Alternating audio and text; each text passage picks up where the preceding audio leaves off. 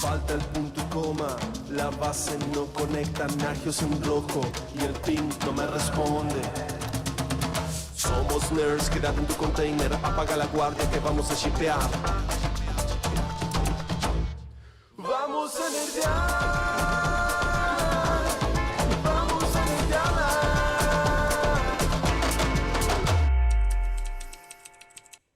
Hola, soy Nadia Chiaramoni y nuevamente estoy acá junto a mi amigo con distancia, Damián Pedraza, quizá lo conozcan como el traductor de ingeniería. Juntos les queremos dar una bienvenida a las charlas Nerds de Nerdearla. Nerdearla, para quienes no saben, es un evento libre y gratuito que se viene realizando desde el 2014. En ese momento era un sótano con solo 60 personas, pero fue creciendo, creciendo y creciendo hasta llegar al 2019 y tener un evento enorme en el Conex con más de 4.000 personas. El año pasado se hizo una edición online donde más de 20.000 personas de toda Latinoamérica disfrutaron de las charlas Nerds. Así es, tremendo. Y acá estamos en la segunda entrega, ¿sí? La segunda entrega de charlas Nerds, de especiales Nerds, y estamos muy contentos. En este caso, ¿sabes qué vamos a hacer, Nadia? Vamos a escaparnos de la superficie terrestre. Sí, vamos a atravesar la atmósfera y vamos a meternos en el mundo de la exploración espacial.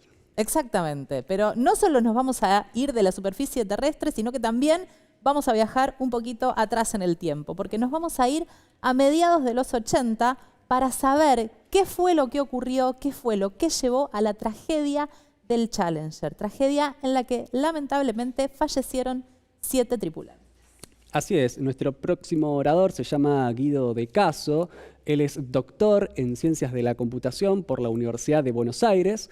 Y es muy particular lo que pasa con este muchacho porque nos cuenta que de día se dedica a escribir código y de noche redacta hilos en Twitter hablando sobre curiosidades espaciales. De hecho, tiene un canal en YouTube, donde ustedes pueden seguirlo si quieren, que se llama Curiosidades Espaciales. Exactamente. Guido nos va a dar una charla que se titula A 35 años del desastre del Challenger. Que este desastre justamente fue una tragedia que ocurrió que llevó a la muerte a 6 de sus tripulantes y un 7º tripulante que era, no sé si nos acordamos, yo tengo edad para acordarme porque estaba viva en ese momento, había nacido, que también el 7º tripulante era una maestra. Así es, todo listo para verlo. ¿Vamos? Dale, vamos a verlo. Dale.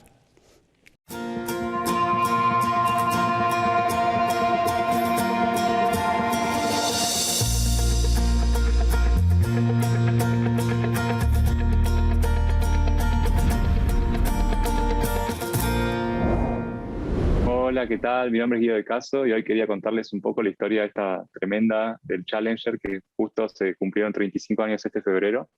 Tratar de entender un poquito cómo se llegó a eso y también analizar un poco las consecuencias que tuvo, que son tremendas incluso hasta el día de hoy. Un 28 de enero del año 86 partía este cohete llamado Transbordador Espacial Challenger desde Florida con 7 tripulantes. Todo parecía ir bien, lanzamiento de rutina. Y a los 70 y pico de segundos empieza a haber unas cosas raras, sale fuego desde lugares donde no debería. Muy rápidamente se da una explosión enorme y se pierde contacto de radio.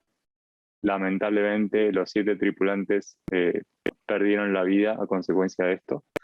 Y les cuento a modo, digamos, de anécdota si quieren, digamos, cuando armaba esta charla, cada vez que ponía esta foto tenía que parar de armar la charla y dedicarme a hacer otra cosa porque era muy fuerte. O sea, incluso al día de hoy me da piel de gallina ver esto, no solo por las 7 vidas, sino por realmente todo lo que significó. Si les interesa conocer un poco más, la serie Challenger en Netflix está más que interesante y cuenta en detalle la vida de cada una de estas personas y el impacto que tuvo esto, obviamente, para sus familias y demás es tremendo. Hoy me quería centrar un poquito en contarles un poco cómo se llegó hasta esto y ver un poco cómo sigue después la historia. Para entender cómo se llegó a esta primera, digamos, gran tragedia del transbordador, hay que remontarse un poco hacia los comienzos del área espacial y eso nos va a dar un poco más de contexto. Empezamos con el Sputnik, y no me refiero a la vacuna, sino al satélite. El primer satélite artificial lo lanzan los soviéticos en el año 57, hace ya más de casi 60 años, o un poco más de 60 años, la verdad. Y eso fue impresionante, o sea, fue de la nada, nadie se esperaba esto y había un satélite dando vueltas por arriba de todo el mundo, incluso pasando por arriba de Estados Unidos. Y a Estados Unidos esto no le gustó nada, porque decían, bueno, si pasa un satélite por arriba nuestro, no solo nos pueden observar, sino que en cualquier momento van a ponerle una bomba atómica ahí arriba y nos la van a tirar por arriba de la cabeza.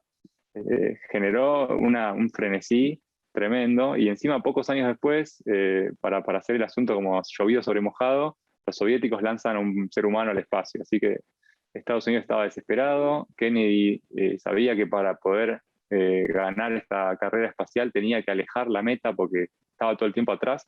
Entonces puso una meta nueva y puso como meta la Luna. Lo que siguió fue la década del 60 con un avance, una era dorada, si quieren, de la exploración espacial, donde se logró llegar a la Luna por primera vez. Fuimos varias veces a la Luna. Y después, un poco como esa primera etapa de exploración al espacio profundo medio que frenó, y vino como una siguiente etapa un poco menos ambiciosa con exploración en órbita terrestre, con estaciones espaciales, con un montón de tecnología, pero digamos a unos 400 kilómetros de altura, en comparación a los casi 400.000 de distancia que tiene la Luna. Y bueno, en paralelo a todo este desarrollo en órbita terrestre, había que construir cohetes que nos pudieran llevar a órbita terrestre, digamos, ida y vuelta, y por eso surge este nombre del transbordador, o sea, un transbordador que básicamente te llevaba a un transbordo entre la Tierra, entre una base espacial, y las estaciones espaciales en órbita. Entonces, ese concepto era básicamente como si fuera un colectivo, un avión comercial o como un camión que llevaba carga, ida y vuelta, se le cargaba nafta, volvía a salir, y con un costo muy bajo, ¿no? Porque era realmente algo que se pudiera reutilizar, a diferencia de un cohete que es algo que uno lanza una vez y digamos, y se desintegra cuando reingresa. Entonces empezaron a hacer unos conceptos muy avanzados para poder tener un transbordador 100% reutilizable, casi como un avión comercial. Bajaba, se le cargaba nafta, se le hacían algunos arreglos y volvía a despegar, pero lamentablemente ese diseño era muy caro, no tenían los recursos la NASA, tuvieron que asociarse con la Fuerza Aérea. El Congreso de Estados Unidos les dijo, miren, ustedes no tienen los recursos, la Fuerza Aérea sí los tiene, ¿por qué no se juntan y arman algo juntos? Y salió una especie de Frankenstein, que era una especie cumplía los requerimientos de ambos, pero al mismo tiempo ninguno de los dos estaba demasiado contento, porque al final no fue algo 100% reutilizable. En la foto de abajo se ve el resultado final. La parte que es como un avión es la que era reusable, y hasta ahí nomás porque requería un montón de arreglos, y el resto que se ve en gris prácticamente se descartaba, había que hacerle, algunas partes se podían reusar, y esos dos cohetes más chicos laterales se llaman cohetes sólidos, que son como unas cañitas voladoras que le aportaban gran parte del empuje durante el despegue. Ahora vamos a ver por qué esas cañitas voladoras tienen mucha relevancia en lo que le pasó al Challenger. También acá hay un tema que es que empezó a haber cada vez más presiones con respecto a que el transbordador espacial tenía que viajar mucho. En la izquierda vemos lo que era el concepto, una imagen de artista que dice, bueno, así es como hubiera sido el transbordador espacial, venía una grúa, le cargaba la carga nueva, había unos chicos ahí al costado que le ponían nafta y listo, estaba listo para salir, básicamente casi como un camión.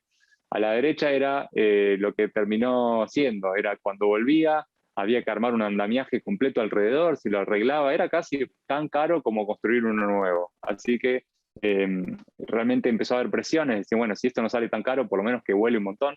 Y con esas presiones también vamos a ver que le jugaron una mala pasada al Challenger. Para hacerlo el asunto aún peor, el frío, aunque no lo crean, en Florida puede hacer frío, y el 28 de enero en Florida, pleno invierno, le jugó una súper mala pasada. Hasta ese momento, el transbordador que había despegado con el clima más frío era un día en el que había 12 grados, que es un clima fresco, pero el agua todavía es agua líquida fría, pero no forma hielo, no forma escarcha.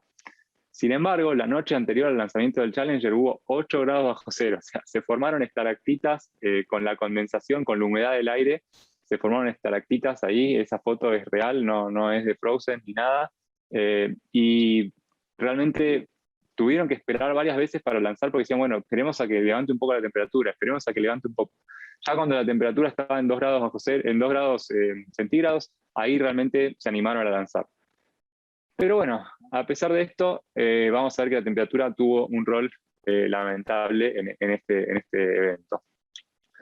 Yo les contaba que el transbordador espacial tiene estos dos cohetes más finitos a los costados que le dan gran parte del empuje durante el despegue. Bueno, estos cohetes son cohetes sólidos, pero están formados por varias piezas que están una apilada arriba de la otra, por una cuestión de construcción.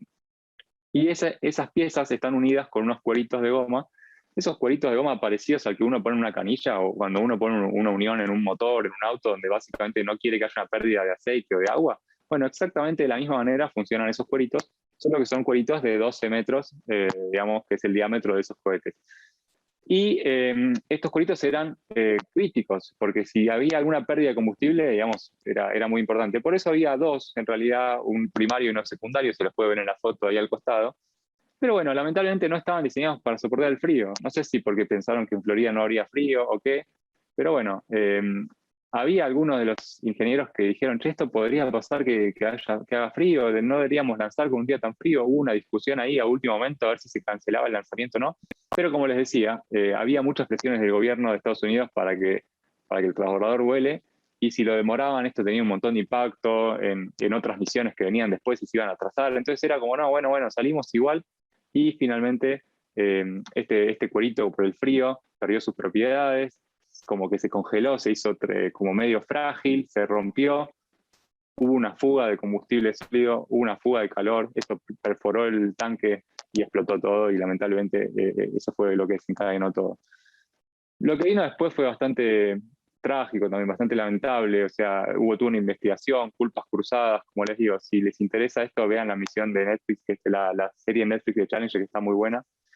Para hacer el asunto aún peor, en el año 2003 hubo otra explosión del transbordador, y eso fue como el punto final. Dijeron, bueno, basta, no se vuela más, o sea, terminaron con las misiones que estaban pautadas, pero no se va a volar más. Y desde el año 2011 al 2020, ahí vemos a esa chica norteamericana rubia que tuvieron que volar en la cápsula rusa, ya no tenían sus cohetes propios. En paralelo a todo esto, desde el año 2008 empezó a haber un desarrollo enorme, en realidad desde antes, pero ya en el 2008 con grandes hitos, de lo que fue la industria espacial privada. Y ya desde el año pasado tenemos a SpaceX, y pronto vamos a tener a Boeing también, lanzando astronautas a órbita de manera privada, o sea, como un servicio, como si fuera una empresa de logística que lleva carga o lleva personas. En paralelo, la NASA también no se quedó atrás, está construyendo también sus propios cohetes, como si fuera la siguiente generación después de lo que fue el transbordador, pero bueno, ya no son cohetes para ir a órbita, sino que son cohetes para ir a la Luna. Así que hay como una linda carrera espacial, están los públicos, están los privados. Por supuesto que hay otras naciones como Rusia o como China que también tienen su parte.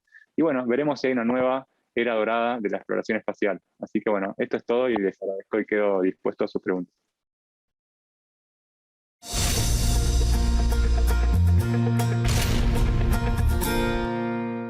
Muy bien, ahí teníamos a Guido de Caso. La verdad es muy impactante cuando se pone en evidencia, ¿no?, esta relación conflictiva que hay entre la ciencia y la política, ¿no, Nadia? Exactamente. Y vos sabés, Dami, que quien descubrió qué fue lo que ocurrió, qué fue lo que llevó a esta tragedia, fue un científico y un divulgador que seguramente vos conocés muy bien y seguramente sos fan, que fue Richard Feynman. Así, Richard Feynman fue uno de los que descubrió el problema que tenía la aeronave, dentro de muchos otros, que esencialmente, me pongo a explicar, yo me pongo a explicar. Por favor.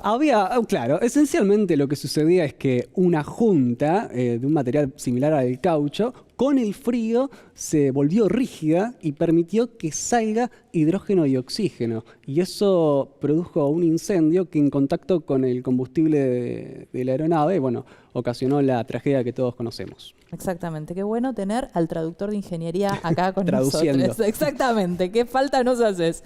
Y lo más importante de todo esto es que Richard Feynman y la tragedia en sí puso en evidencia todas las presiones que hubo para que esta misión se lleve a cabo, ignorando todas las advertencias de los científicos que decían que justamente no convenía. Y además de todo esto, Richard Feynman fue quien presionó para que todos los edificios públicos tengan la siguiente frase: para una tecnología exitosa, la realidad debe prevalecer por sobre las relaciones públicas.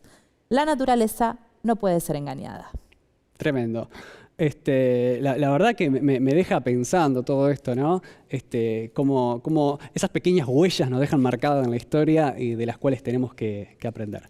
Bueno, seguimos en la línea de exploración espacial. En este caso nos metemos de lleno con algo que está sucediendo hoy en día, que tiene que ver con esto de que ya la exploración espacial deja de estar circunscripta solamente a las agencias espaciales de los distintos países y ya tenemos distintas empresas privadas que están de lleno metiéndose en la carrera espacial, ¿no? Exactamente. Y nuestra próxima charla entonces se llama SpaceX y otros, una nueva era espacial. Diego Córdoba nos va a hablar justamente de cómo empresas privadas comienzan a proveer este tipo de servicios, ¿no? Empresas como Blue Origin y Virgin Galactic, por ejemplo, y justamente SpaceX, que está llevando a astronautas a la Estación Espacial Internacional. Así es. Nuestro próximo orador, como decía Nadia, es Diego Córdoba. Diego Córdoba es periodista especializado en vuelos espaciales, ¿sí? En el 2019 estuvo en Nerdearla y también el mismo año publicó un libro llamado Huellas en la Luna. Muy interesante, por cierto. Actualmente es coordinador de la sección astronáutica de la Ley Iberoamericana de Astronomía. Así que no es un improvisado. Sabe mucho sobre el tema. ¿Vamos a verla? Vamos a verla. Dale.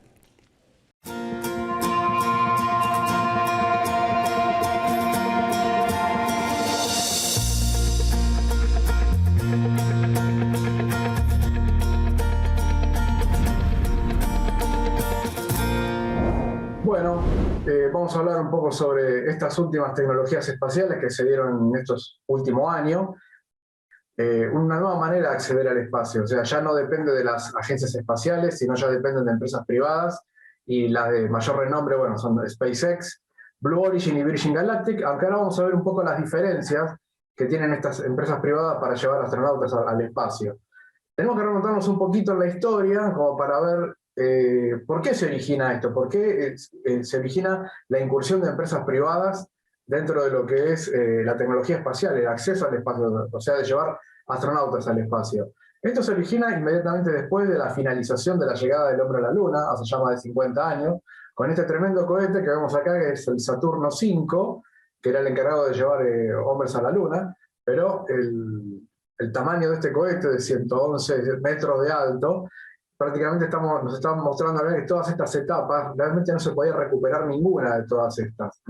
Era realmente un dinero perdido, y esta es una de las principales razones por las cuales los seres humanos no volvieron a la Luna después de las misiones Apolo. Los tremendos costos que implicaba lanzar una misión como esta, con la pérdida de todo este material de cohetes, lo hacía insostenible en el tiempo. Sin embargo, la NASA era consciente de esto ya hace 50 años y había evaluado una manera de recuperar, aunque sea la etapa más grande, la S-1C, como acá vemos en documentos de Boeing de la época, la empresa Boeing era la principal contratista de esto, tenía alguna manera de querer de recuperar esta etapa para poder hacerla reutilizable y recuperar algunos de estos costos. Pero bueno, evidentemente no fue posible desarrollarlo en el tiempo, porque era una carrera con el tiempo, porque había que ganarle a los rusos nada más ni nada menos. Y bueno, la reutilización de naves quedó ya para la década del 80 con el transbordador espacial, como vemos acá, que sin embargo fue una máquina tan compleja que tampoco fue la solución para bajar los costos de una misión espacial, ¿verdad? El transbordador, lo sabemos, era una nave reutilizable con forma de avión. Incluso aterrizaba como un avión después de su misión espacial. Incluso los boosters, o sea, los cohetes laterales blancos que vemos acá, también se recuperaban, pero la verdad que no era posible tampoco sostener en el tiempo los costos del transbordador, que bien fue muy útil, como vemos acá, sobre todo en la última etapa de su vida, de la década de los 90 y del 2000, y el 2010 también, porque bueno, fue el responsable del armado de la Estación Espacial Internacional, que aquí la vemos, es el actual gran complejo que ya tiene más de 20 años. Sin embargo, bueno, el transbordador con estos costos que también fue incurriendo durante el tiempo, no logró, digamos, el gran cometido de la NASA de tener naves reutilizables, completamente reutilizables, y con eso aminorar los costos en el tiempo. El transbordador fue dado de baja en el año 2011, y a partir de ahí Estados Unidos se queda sin naves propias para ir al espacio. O sea, si un astronauta de la NASA tenía que llegar al espacio, lo hacía a través de estas naves rusas Soyuz, pagando a razón de entre 50 y 80 millones de dólares el asiento, ¿verdad? Esta foto que vemos acá es una de las últimas misiones en la cual un astronauta estadounidense participó en una nave rusa Soyuz para poder llegar a la estación espacial. La solución de esto fue justamente en este escenario donde aparecen las empresas privadas, aparecen empresas que prometen, con una fracción del costo en el cual incurría la NASA, llevar astronautas al espacio, a la estación espacial, y quizás dentro de poco podamos ver vuelos a la Luna de la mano de estas empresas privadas, ¿verdad? Quienes respondieron al llamado de la NASA fueron estas dos grandes empresas. Por un lado está la Boeing, que es una empresa ya de recontranombre de hace más de 50 años en la industria aeronáutica y espacial, y bueno, una empresa joven que en ese entonces no era conocida, que es SpaceX, que la vemos justamente, y estas son las dos grandes propuestas. A la izquierda vemos la Crew Dragon, que es la propuesta de SpaceX, y a la derecha vemos la Starliner, que es la propuesta de Boeing. Todo el mundo hubiera pensado que la empresa Boeing, por tener esa trayectoria aeronáutica y espacial de tantos años, iba a ser la ganadora. Sin embargo, hoy nos estamos encontrando con que Boeing Space tiene muchos problemas para poner a punto su nave Starliner, que todavía no puede pasar la fase de prueba, y la Crew Dragon ya hizo su vuelo inaugural. Bueno, SpaceX es esta empresa jovencísima, y esta es la cara visible de Elon Musk, justamente, y justamente la fortaleza de Elon Musk reside en esto que vamos a ver ahora.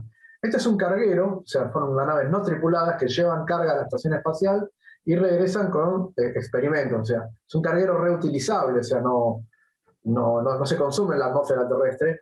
Y este modelo que vemos acá se usó hasta el año 2020, y ahora, bueno, hay un nuevo modelo de Crew Dragon y Cargo Dragon.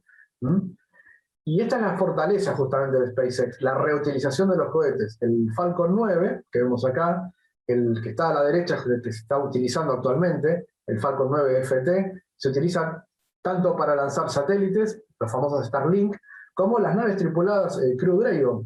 Y esta es la gran fortaleza de SpaceX, porque los cohetes se pueden recuperar, sobre todo en la primera etapa. Acá la vemos una primera etapa recuperada de un Falcon 9, y se puede reutilizar en otro vuelo espacial. De hecho, ya hay algunas que se han usado más de 10 veces de una manera óptima, y se siguen utilizando. Esta es la fortaleza, porque históricamente hablando de cualquier nave espacial que hablemos, ya sea de SpaceX, de Apolo, de Soyuz, lo que sea, el cohete siempre fue la parte más cara de una nave espacial.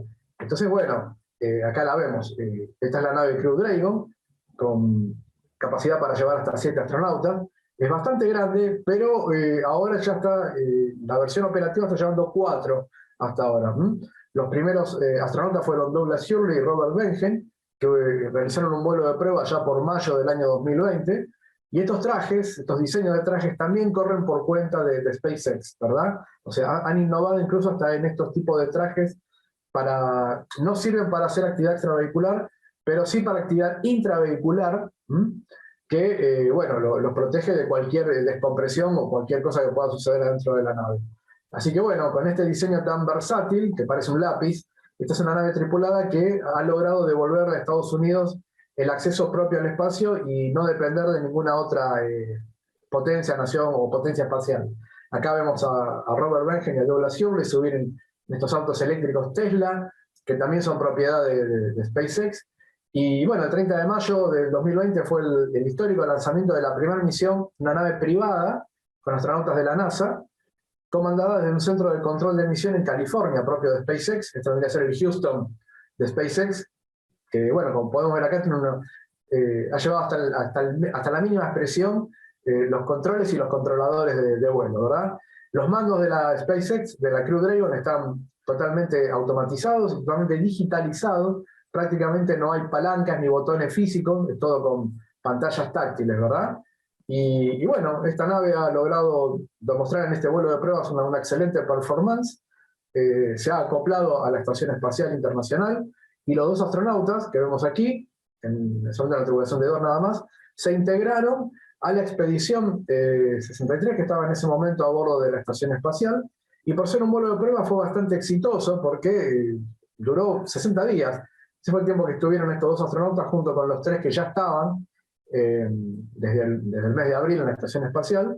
Y bueno, la siguiente fase, que también es la más riesgosa, 60 días después de cumplir esta permanencia en la Estación Espacial Internacional, la Dragon regresa a la Tierra. Esta es la prueba de fuego en todo el sentido de la palabra, ¿verdad? Porque el escudo térmico tiene que protegerlo de un calor de más de 1200 grados, 1800 grados de temperatura, y salir indemne de esto, ¿no? La cápsula es recuperada con paracaídas, como lo eran las cápsulas de Apolo hace 50 años. Dicho sea de paso, la Crew Dragon es la única nave que tiene 4 paracaídas, y fue recuperada en el Atlántico por esta barcaza que vemos acá, que se llama Go Navigator, que también es de SpaceX. O sea, toda la logística que vemos aquí, en lo que es la recuperación de la nave, la subida a bordo, observen el desgaste que ha tenido después del reingreso. Sin embargo, la nave es recuperable también, se puede recuperar y se puede reutilizar. De hecho, esta nave que vemos acá es la Endeavour, en este mismo momento está en el espacio, o sea, se ha recuperado, se ha vuelto a utilizar en este mismo momento, está acoplada a la estación espacial con una tripulación que está allí desde el mes de abril de este año. Bueno, las Dragon ya, después de este primer vuelo de pruebas, que fue en mayo del 2020, ya ha realizado la Crew One, que es el primer vuelo operativo, entre noviembre de 2020 y mayo de 2021, y la Crew 2, es la Endeavour, en esta nueva nave que vimos recién, están desde abril y se van a quedar hasta noviembre del 2021. Esta es la actual tripulación que está a bordo de la estación espacial. Recordemos que el mes pasado, en septiembre, existió un vuelo de 3 días, una tripulación total y completamente civil, la Inspiration 4, a bordo de la Resilience. Y a fin de octubre, supongo que el 30 de octubre, vamos a ver despegar la Crew 3 a bordo de la nave Endeavour otra vez. O sea que estamos viendo reutilización de cohetes y reutilización de naves, lo cual ha aminorado increíblemente los costos de la puesta en órbita de astronautas, ¿no?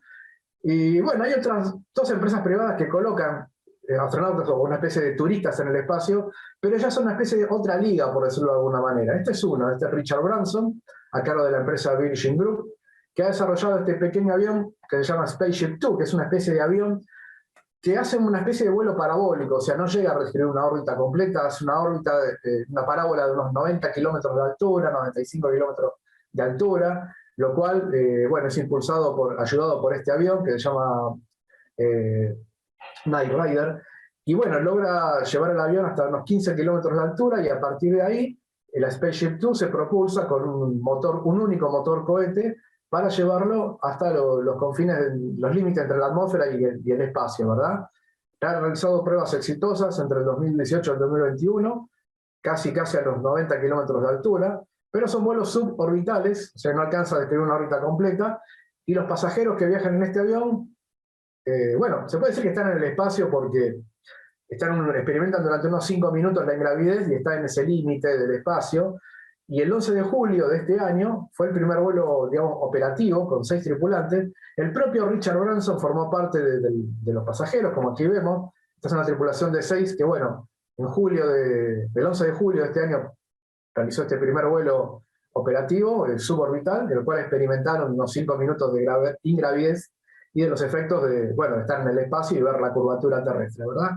Acá vemos una de las fotos de ese momento sublime, de cuando la Spaceship Two rozó el espacio, aunque sea por un momento, pero no es un vuelo orbital. O sea, SpaceX ya le ha sacado muchos kilómetros de ventaja en todo sentido, tanto a Virgin Galactic, como vemos acá, como a Blue Origin, la empresa de Jeff Bezos, el líder de Amazon, que también ha incursionado en el turismo espacial, y puso como fecha, digamos, de renombre, de alguna manera conmemorativa, el pasado 20 de julio, que se cumplió un aniversario más de la llegada del hombre a la Luna. Blue Origin ha desarrollado este cohete, bueno, esta nave New Shepard, que lleva una cápsula donde puede llevar hasta 6 pasajeros, ¿verdad?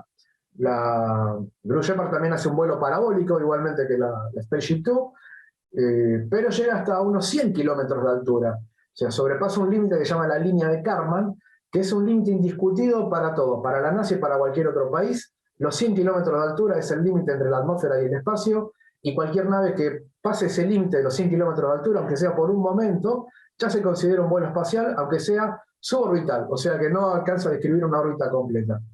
Esa tripulación que se desarrolló el 20 de julio del 2021 estuvo compuesta por el propio Jeff Bezos, su hermano Mark, Oliver Damon, de 18 años, lo cual lo transforma en el ser humano más joven que llegó al espacio, y Wally Funk, que hasta ahora es la persona más longeva que llegó al espacio, de 82 años, que fue una aviadora y una precursora de lo que es las actividades espaciales en los Estados Unidos.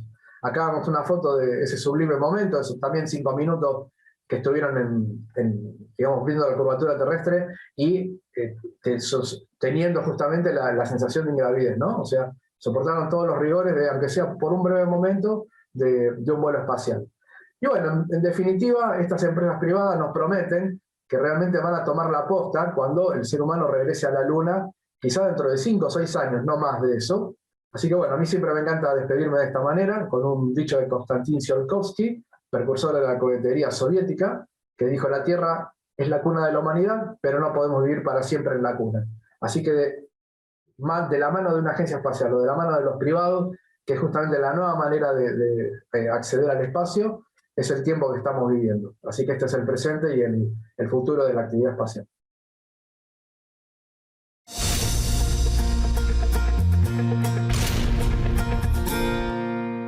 Bueno, entonces aparentemente en 5 o 6 años va a ser esperable que haya humanos en la Luna. Tremendo, ¿se imaginan el próximo Nerdearla? El próximo no, imagínense el Nerdearla 2030, con un corresponsal desde la Luna, ¿se imaginan? Exactamente, y transmitiendo para toda la galaxia. Sí, tremendo. Pero bueno, tenemos una mala noticia una vez más, estamos al final, llegamos al final. Exactamente. Gracias por acompañarnos, nos vemos en el próximo episodio. Dale, Charlas nos Nerd. vemos. Dale. Falta el punto y coma, la base no conecta, Nagios en rojo y el ping no me responde. Somos nerds, quédate en tu container, apaga la guardia que vamos a shipear. Vamos a nerdear. Vamos a nerdear.